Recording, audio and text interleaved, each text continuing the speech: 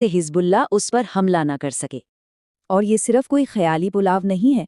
असलियत तो ये है कि इजराइल पहले से ही लेबनान का करीब 15% इलाका कंट्रोल करता है। इससे साफ पता चलता है कि इस रीजन को लेकर उसके इरादे कितने पुराने और मजबूत हैं। तो इस सारे बैकग्राउंड के साथ कहानी वापस आज पर लौटती है। इस्लामाबाद में अमेरिका और ईरान के डेलीगेशन के बीच इमरजेंसी मीटिंग चल रही है। और माहौल कितना तनावपूर्ण है इसका अंदाजा इसी बात से लगाइए कि दोनों डेलीगेशंस जबरदस्त सिक्योरिटी के बीच वहां पहुंचे। ईरानी प्लेन को तो पाकिस्तानी फाइटर जेट्स एस्कॉर्ट करके लाए। किसी को किसी पर भरोसा नहीं है, हर तरफ बस शक और टेंशन का माहौल है।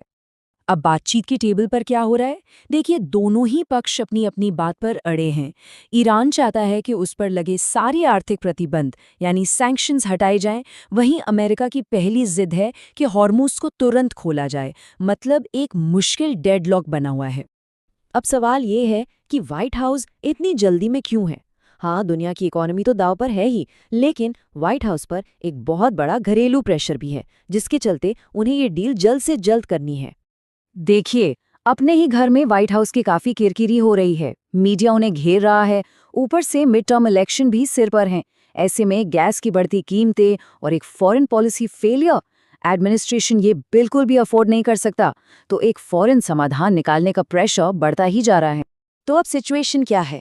एक तरफ एक ऐसा मध्यस्थ है जिसकी अपनी ही साख दांव पर लगी है, दूसरी तरफ दोनों ही पक्षों पर जबरदस्त प्रेशर है।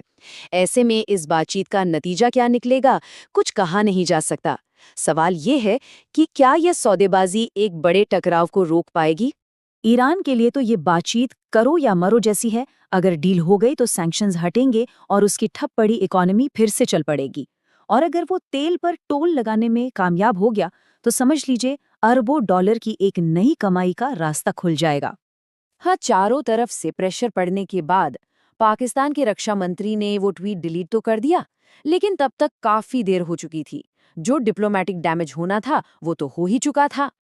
और अब हम आखिरी और सबसे बड़े सवाल पर आकर खड़े हैं। जब भरोसा ही टूट चुका हो तो क्या कोई डील हो सकती है? क्या इस जड़ डमरू मध्य को हमेशा के लिए बंद होने से पहले कोई रास्ता निकलेगा? पूरी दुनिया की नजरें इन खबरों पर टिकी हैं, बस इसी उम्मीद में कि डिप्लोमेसी शायद एक बहुत बड़े और विनाशकारी टकराव को टाल दे।